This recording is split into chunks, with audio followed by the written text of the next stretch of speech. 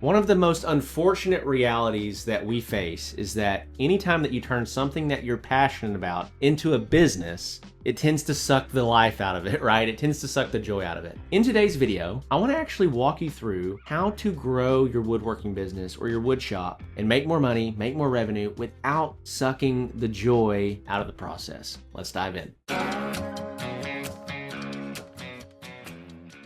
All right, welcome back to the channel. Welcome back to the podcast. As always, I'm your host, Zach Vaught. And if you're just coming across my stuff, a quick 30-second synopsis. I started my own woodworking journey back in 2017, trying to launch a custom furniture company. Had no idea what I was doing, didn't know business at all. I was a pretty decent woodworker, but didn't have any business principles, and really stumbled and fumbled along for the first several years. But I started studying business and started learning marketing and developing my business acumen. Eventually scaled my operation to over $75,000 a month, multiple employees, the big shop, the showroom, so on and so forth. And for the last 5 years, I've been producing content just like this to help guys just like you grow your custom furniture company, create more predictable revenue, and step away from your day job that you hate. That's really my heart behind the content that we create and our clients that we serve. And I want to talk to you today about how to grow your woodshed without losing the joy of the craft. And this is where a lot of people, they think they want to start a business, and then they start a business and they build it the wrong way. And now the thing that used to be therapeutic for them, the thing that used to, they used to go to kind of escape the realities of life, working or tinkering in the wood shop. Now they just have to do it with a deadline. Now they just have to do it with a demanding customer. Now they just have to do it with financial trouble, right? And so I want to walk you through, how do you build it right?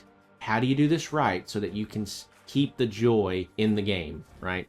And so the first thing I would say is that the real goal isn't growth, it's freedom.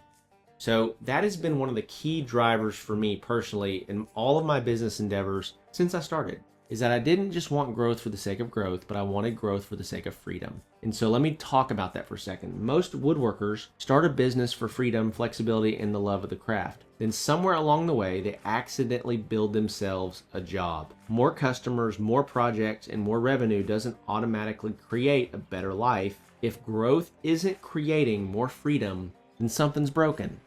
This is why it's so important to operate with a leverage mindset. So this is going to come down to how you price. This is going to come down to how you hire or when you hire. Let me break that down a little bit more of what I'm talking about when I say a leverage mindset. An unleveraged mindset says, I have to do everything myself, build every product. I have to talk to every customer. I have to create every invoice, keep the books. I have to deliver it. I have to do everything.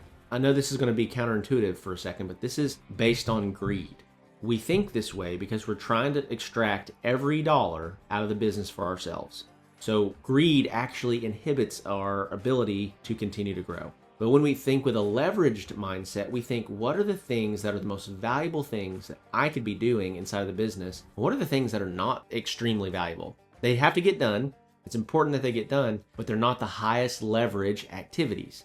So that's where we start hiring for stuff in the shop. That's why when we start hiring for bookkeeping, that's when we start hiring for posting to social media or whatever that might be, right? So you need to understand all these things are important. They need to get done, but there are activities inside of a business that you're best suited to do. And generally, if you're trying to grow a business, you need to be focusing on the things that you love or that you're good at. Right? And be delegating or giving away the things that you don't love and you're not good at. If you're trying to do all of it, it's going to suck the joy out of the business, okay? The goal isn't to build a bigger business. The goal is to build a business that supports the life you actually want. I cannot emphasize this enough, guys. I know right now, as some of you are watching this, that this is resonating with you. If it is, be sure to like and subscribe. Be sure to let me know in the comments below. Second way to keep from losing the joy as you grow your woodworking business is to hire before you're burned out. This is where most people go wrong. They do everything themselves for as long as humanly possible till they're burnt to a crisp. Then they hire, and then when they are hiring, they're hiring out of desperation, not making good hires, not training appropriately. Most owners wait too long to hire. They tell themselves they'll hire when they get caught up. The problem is that they never get caught up. You're not going to get caught up. And then if you hire out of desperation, you're not going to have the time or energy to train them appropriately because you're also trying to max out your schedule and get more stuff done.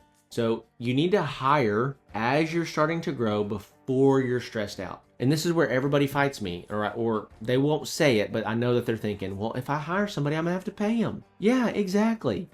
and you're not going to have to do all of the things that drain you, and you're going to keep your joy. Also, it is such a trade-off, in my opinion, to pay somebody $500 to $1,000 a month or $1,500 a month. Let's assume it's a part-time person that's just helping you, 5 to 10 hours a week. It's such a trade-off to give up a little bit of revenue in the beginning to keep your momentum so that you can continue to grow.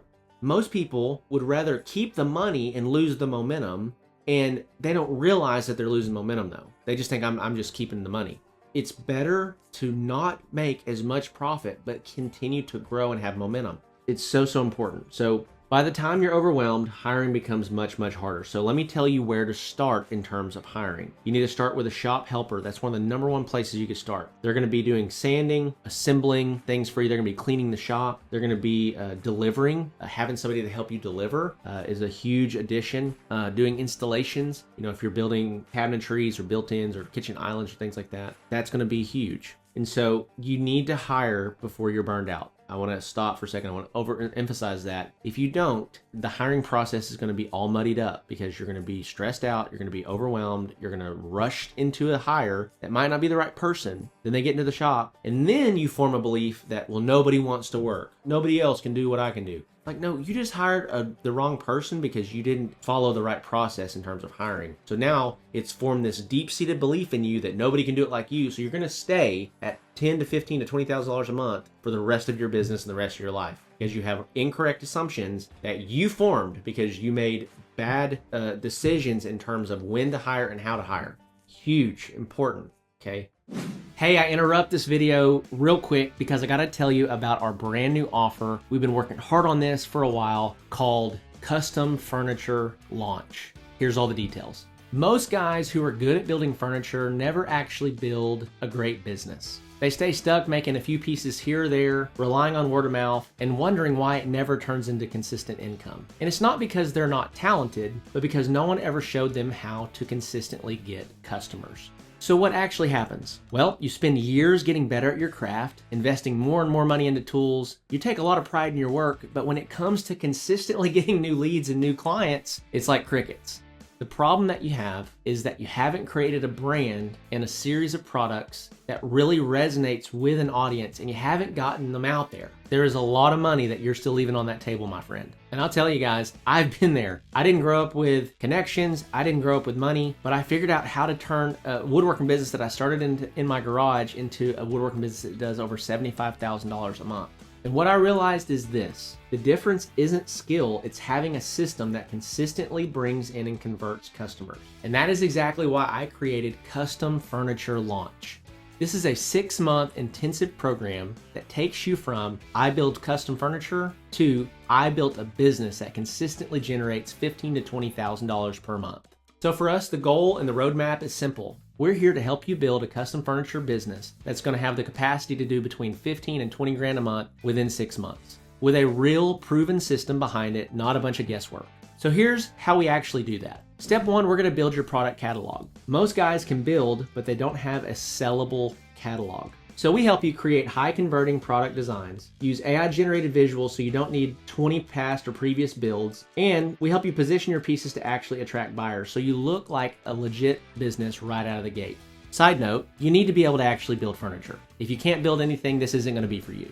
Step 2 is we're going to help you build your brand. One of the biggest challenges that guys just like you face is that you might be great at building furniture, but nobody knows you, likes you, or trusts you yet. So that's where brand plays such an important role. We're going to help you dial in your positioning, set up your online presence, and create a brand that builds trust instantly. Step 3 is that we're going to teach you how to consistently get leads every single day. One thing that I know is that if you don't have any leads, you don't have a business. You have to have leads to convert them to sales, to convert sales to revenue, so that you have an actual business. We're going to show you exactly how to run ads in your local market, what offers actually get attention, and what creatives you need to use to drive real inquiries for your ads. So this completely removes the hope strategy or just relying on word of mouth to get your next order. Step 4 is we're going to teach you how to close more deals. You could have all the leads in the world, but if you don't have sales skills that converts a lead into an actual customer, you're going to struggle. So we're going to walk you through how to handle conversations, how to price confidently, and how to guide people to a decision. So inquiries ultimately turn into real paying customers. And finally, we're going to install our smart selling system. And this is where everything changes, because most people lose deals not from a lack of leads, but from slow responses and poor follow-up with the leads that they have. So we're going to install our system that responds to every lead instantly, follows up automatically across multiple channels, qualifies prospects, and books appointments for you like clockwork to make sure that no lead that you ever pay for ever slips through the crack ever again. So imagine this. Instead of wondering where your next job is going to come from every day, you have a pipeline full of leads, you have warm leads that you're about to close, and you have a catalog of work sitting there waiting for you to get to it. This is how you build a real sustainable custom furniture business. So who is this for and who is this not for? Well, this is for those of you that already know how to build quality furniture. You're serious about turning it into a business, and you're willing to invest in growth, and you're ready to actually take action. Who this is not for is it's not for people who want a quick win with no effort on their part. It's not for people who don't want to talk to any customers, or people who aren't willing to invest in ads or their business growth. The last thing here is that you don't have to have a huge shop, years of experience, or a massive portfolio. You just need the right system and consistent execution day in and day out. So if you're tired of guessing, tired of inconsistent work, and you're ready to scale into something predictable and consistent within the next 6 months, I want to encourage you to check out Custom Furniture Launch. Just click the button below, and it'll take you to a form that you can fill out and book a call with me, and we'll see if it's a good fit for you. Now, back to the video. Here's number 3. Number 3 is to build the business you actually want. Not just a business that Zach is saying that you should build, or that some other influencer is saying that you should build, or where you can make a bunch of money. Build the business you want to build. Just because I built a business to $75,000 a month does not mean that that is the right answer. Legitimately. There are pros and cons to having a smaller business or having a larger business, and you will find what works for you. You need to build the business that you actually want. So growth without intention often creates a bigger mess. You need to decide what success looks like before you start trying to chase it. Do you want a lifestyle business? Do you want $1 million shop? Do you want a team of 10 people or a team of 2 to 3 people? What do you want? And everybody's different here. And there's not a perfect answer for everybody. Everybody's situation is unique. Where you're at in the country is going to vastly determine how much it's going to cost for you to have a 10-person business in a commercial shop versus another part of the country. You know, you need to think through this and be strategic, but you need to start thinking about this and forecasting into the future before you start trying to get there. This is one of the biggest mistakes that I see guys make, is that they just start growing. Like, they'll join the program, they'll just start growing, and they just end up stressed out and overwhelmed because they didn't think about it before they started. Okay, so you need to make sure that you decide what success looks like before you start chasing it, so that you can build the business that you actually want. So here's an important question to ask. If everything goes perfectly over the next 3 years, what does my ideal week actually look like? Where's my time allocated? What am I doing? Where am I spending my time? The fourth thing that you got to make sure that you do if you are trying to grow a woodworking business and you want to keep the joy as you grow is you need to create systems before you need them. The one resounding thing that I've seen in my own business and in the business of almost every single person that I've worked with over the last 4 years, that's over 250 people at this point, is that people don't do this. They do not create systems before they need them. They have to feel the pain of not having a system before they will actually implement one. If you can have the discipline to create the system before you need it, then you won't have to experience the pain of not having it when you do need it. But most everybody that I've worked with, even my best clients, been like, hey, you really need this system. And it's like, yeah, I'll get around to it. And then something happens and they feel pain because they didn't have a system. And they're like, okay, now I'll do it. Now I'll make the change. And so if you can create systems before you need them, you're going to change your entire experience inside of your business. Most woodworking businesses run on memory and hustle. I'm just going to work hard. I got everything up here. Document how estimates are created. Document how projects move through production. Document customer communications. Create repeatable systems that someone else inside of your business can follow, that you can give to them. One of the things that I was talking about the other day as I was talking with our clients about scaling with employees is, as you start training an employee, you need to just turn a camera on. Set your phone up or have someone hold the phone to record you as you train them. So you'll have that training again for the next employee, because that employee that you're training may be there for the next 5 years, may not be here in 5 days. You don't know, right? So you need to make sure that you try to document and create systems and repeatability and documentation inside of the business so that you have systems that scale. If the business only works when you're there, you don't own a business, you own a job. Super important to know. You need to create systems inside of the business. Okay, I got 2 more for you here. Number 5 is you need to build leverage around your strengths. And so this is so important because if you spend all your time doing stuff that you don't love or that you're not good at, you're not going to like your business. You need to spend more time doing the things that you do love and more time spending the things that you are good at so that you actually have joy attached to the business. So here's some ideas around that. Most owners spend too much time doing work that doesn't require their unique skill set. The goal here isn't necessarily to stop woodworking. It's just to spend more time in the right places inside of the woodworking business. The goal is to stop doing the things that drain your energy and steal your time. Let other people handle tasks that don't require you. And so I want to take just a second here. I want to talk you through my own personal journey in this. And so when I started my custom furniture company, spent the first 3 or 4 months, drained my savings account, didn't know what I was doing, started trying to learn business. I went back and got another job. I was working another full-time job as a W-2 employee, and I kept the business alive. And I found a young guy that was hungry, that wanted to work on the side with me. And I had him start building every single product that we made. Even though I had just started a business, I kept this little woodworking business alive, and we might do 1 or 2 table sets a month, something like that, maybe $3,000 to $8,000 a month. I was paying him to build all of it. I would make sure that he was trained and up to speed, but I introduced leverage early on. Could I have built all that stuff and pocketed all the money myself? Yes. But I was in the middle of trying to learn business. I was allocating all my time and energy to marketing and to sales, coaching, and to other things so that I could actually build something sustainable in the long run. And that was actually what propelled me. If I had only focused on trying to pinch every penny and profit every dollar, I would have never gotten to where I got to. And so it was introducing leverage early on that really allowed me to catapult my own business. And the same here, even with what we do now and the coaching business that we have, the software that we're building, we're using and utilizing other people's gifts to help us grow the businesses. And so there are things inside of this business that I don't love, that I don't want to do, but other people really like it. They enjoy it and they're good at it. They're better at it than I am. So I'm utilizing their time and their energy and their talent to help grow the overall business and vision here inside of our coaching programs and inside of our software. And so it's super important you understand that growth happens when you stop trying to be the whole company.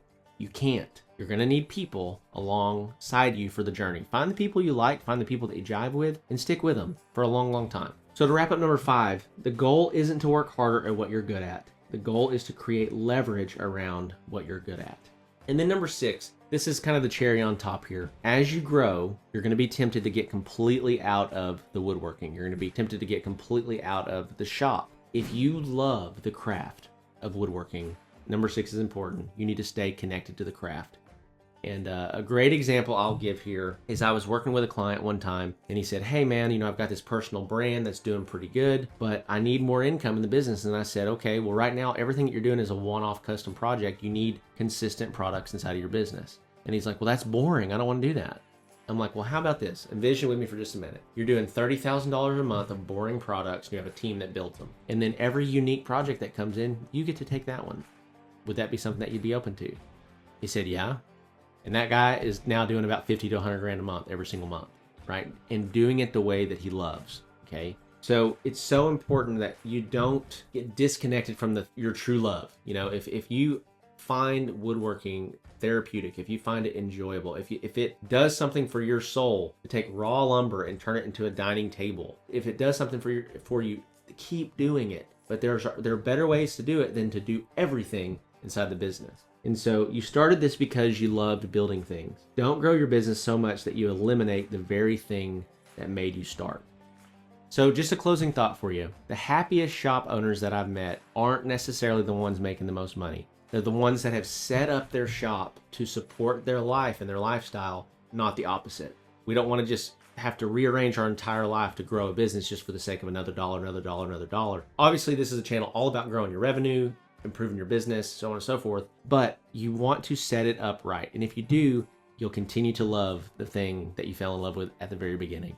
With that, I got some stuff for you guys in the description below. I've got several links that you can check out. Number 1 is my free ebook, the Handmade Business Secrets ebook. All you gotta do is enter your name, your email. We'll shoot that over to you. Be sure to check that out. It's about 100 pages long, and it really outlines my journey with practical steps that I took to grow my custom furniture company and how you can do the same. If you're new and you're trying to launch a custom furniture brand or custom furniture company, you need to check out Custom Furniture Launch. We have 5 key pillars that we cover in this program over a 6-month time span. It's going to take you from where you are to a predictable $15,000 to $20,000 per month custom furniture company. It works. We've been doing this for a long time. We have tons and tons and tons of case studies. I cannot overemphasize, if you're on the fence, if you're thinking about it and you need some help, you need a guide to get you from A to B, we would love to be your Yoda to help you get there. And then if you're more established, you're coming across this content, you're ready to implement more systems and processes, or you want to rearrange how you do business, I would love for you to check out the Woodworking Business Accelerator program. That's where we're going to be spending time with you, implementing systems and processes, restructuring how you're doing things so that you can unlock the next level of growth, but also unlock the next level of time freedom and financial freedom inside of the business. And so with that, love you guys, appreciate you, and cannot wait to see you again in the next video. Talk soon.